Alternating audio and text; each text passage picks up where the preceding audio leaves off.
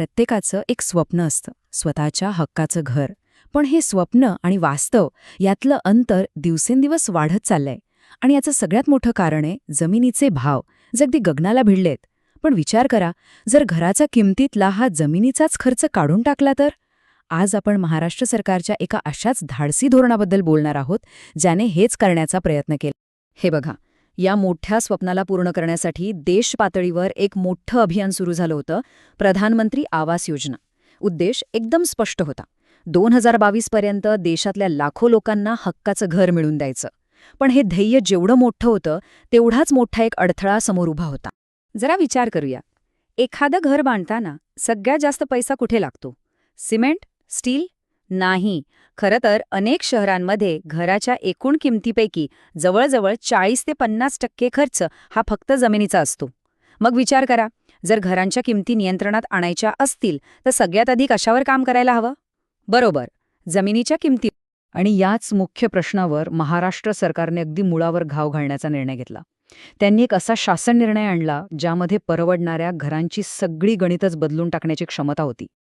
अर्थात हे सगळं काही एका रात्रीत घडलं नाही. याची सुरुवात झाली डिसेंबर 2015 मध्ये, जेव्हा राज्य मंत्रिमंडळाने या योजनेला हिरवा कंदील दाखवला. मग जून 2016 मध्ये सवलतीच्या दरात जमीन देण्याचा तो महत्त्वाचा निर्णय झाला. आणि अखेरीस 19 सप्टेंबर 2016 रोजी तो निर्णायक शासन निर्णय आला, ज्याबद्दल आपण आज सविस्तर बोलणार आहोत.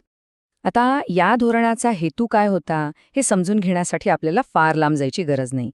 खुद्द त्या शासन निर्णयामध्येच हे अगदी स्पष्टपणे लिहिलंय. अंमलबजावणी करणाऱ्या यंत्रणांना शासकीय जमीन उपलब्ध करून देणे.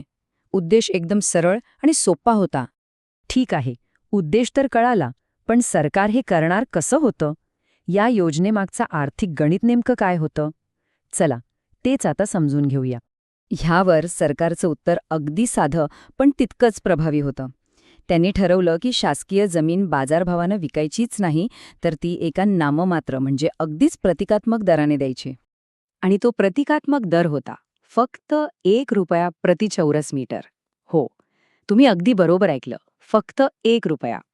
म्हणजे विचार करा, या एका निर्णयामुळं घराच्या किमतीतला जमिनीचा जो प्रचंड मोठा खर्च होता तो अक्षरशः शून्य झाला.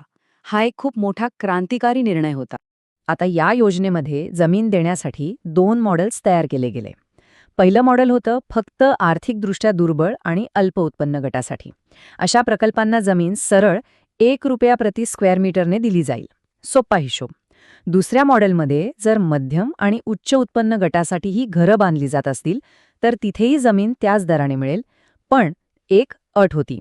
या महागड्या घरांच्या विक्रीतून जो काही नफा होईल तो सरकार आणि ती संस्था यांच्यामध्ये 70-30 या प्रमाणात वाटून घेतला जाईल. साहजिकच आहे, एवढी मोठी सवलत देताना काही कडक नियम आणि अटी असणं गरजेचं होतं. याच अटींमुळे या योजनेचा गैरवापर टाळता येतो आणि तिचा खरा फायदा गरजू लोकांपर्यंत पोहोचतो. मग काय होत्या त्या महत्त्वाच्या अटी? ही प्रक्रिया 2 मुख्य टप्प्यांमध्ये होती. पहिल्यांदा राज्याच्या मुख्य सचिवांच्या अध्यक्षतेखालची एक उच्चस्तरीय समिती संपूर्ण गृहनिर्माण प्रकल्पाला मंजुरी देणार. एकदा का त्या समितीची परवानगी मिळाली की मग दुसऱ्या टप्प्यात संबंधित जिल्ह्याचे जिल्हाधिकारी ती सरकारी जमीन त्या संस्थेला सुपूर्द करणार. या शासन निर्णयामध्ये एक शब्द पुन्हा पुन्हा येतो, भोगवटादार वर्ग 2. आता याचा नेमका अर्थ काय? सोप्या भाषेत सांगायचं तर सरकार तुम्हाला जमीन वापरण्याचा हक्क देतं, पण त्यावर काही निर्बंध कायम ठेवतं. म्हणजे त्या जमिनीची खरेदी विक्री किंवा तिचा वापर कसा करायचा यावर सरकारचं नियंत्रण राहतं. ही एक खूप महत्त्वाची कायदेशीर तरतूद आहे. आणि हे नियम फक्त बांधकाम करणाऱ्या संस्थांसाठीच नव्हते, तर घर घेणाऱ्यांसाठी सुद्धा काही दीर्घकालीन अटी होत्या. जसं की जमीन 30 वर्षांच्या भाडेपट्ट्यावर दिली जाईल, जेणेकरून सरकारचं नियंत्रण राहील. जिल्हाधिकाऱ्यांच्या परवानगीशिवाय घर विकता येणार नाही, याने घरांच्या सट्टेबाजीला आळा बसेल. आणि घर विकताना सरकारला हस्तांतरण शुल्क द्यावं लागेल, ज्यामुळे योजनेचा व्यावसायिक वापर होणार नाही. चला तर मग या सगळ्या नियमांचा, आकड्यांचा आणि अटींचा सर्वसामान्यांच्या घराच्या स्वप्नावर नेमका काय परिणाम होऊ शकतो? या धोरणामुळे घरांच्या किमती खरंच किती कमी होऊ शकतात? ह्या धोरणाची खरी ताकद इथे दिसते. आपण मगाशी बोलल्याप्रमाणे घराच्या किमतीत साधारण 40% वाटा हा जमिनीचा असतो. हे धोरण तो 40% खर्च जवळजवळ नाहीसाच करतं. याचा थेट अर्थ असा की घराची एकूण किंमत मोठ्या प्रमाणात कमी होते आणि ते घर खऱ्या अर्थाने परवडणारं बनतं.